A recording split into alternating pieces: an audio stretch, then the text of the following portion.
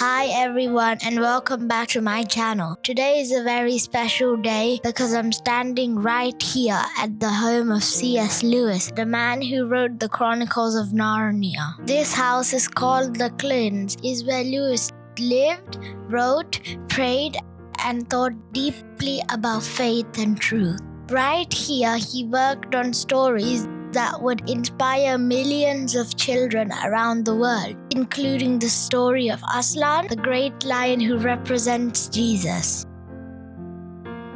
On this channel, we're sharing inspiring faith stories, especially for kids. Stories about people who loved Jesus and changed the world. So today, let's step into the world of C.S. Lewis and discover how a boy who once doubted God became one of the greatest Christian writers in history.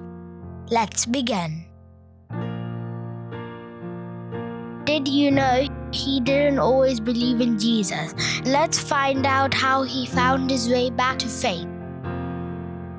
Lewis was born in 1898 in Belfast, Ireland. As a little boy, he loved reading books about talking animals, magical lands, brave heroes. When he was young, he believed in God, but something very sad happened. When Lewis was only 9 years old, his mother died. He was heartbroken, and slowly he stopped believing in God. He thought, if God is real, why do sad things happen? By the time he became a teenager, Lewis said, I don't believe in God.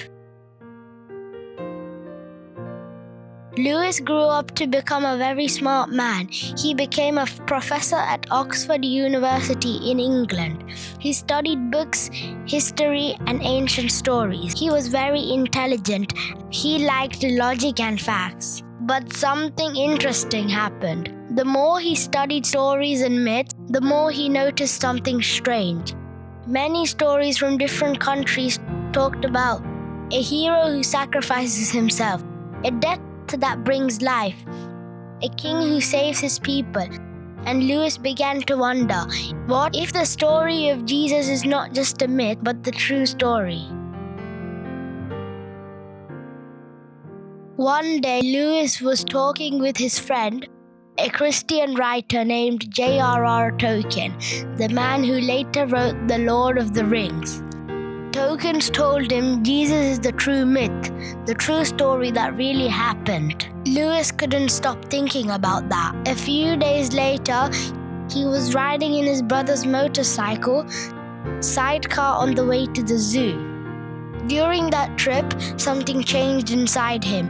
Lewis later wrote, when we set out, I did not believe that Jesus Christ is the Son of God. And when we reached the zoo, I did. Notice something important. There was no lightning, no emotional explosion, no dramatic music. It was a quiet realization. After becoming a Christian, Lewis wanted to help others understand Jesus. But instead of preaching, he wrote stories. In the Chronicles of Narnia, he created a great lion named Aslan. Aslan is powerful, is good, sacrifices himself to save others, comes back to life. Does that remind you of someone? Yes, Jesus. Lewis used stories to show children that love is stronger than evil, sacrifice brings victory, and Jesus is the true king. C.S. Lewis once didn't believe.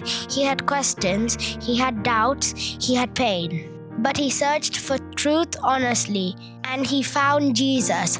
His life teaches us it's okay to ask questions. God is not afraid of your doubts. Jesus is the greatest true story ever told. And that's the story of C.S. Lewis, the boy who loved stories and discovered that the greatest story of all was true. If you enjoyed the story, don't forget to like, share, and subscribe. See you next time for another amazing faith story. Bye-bye.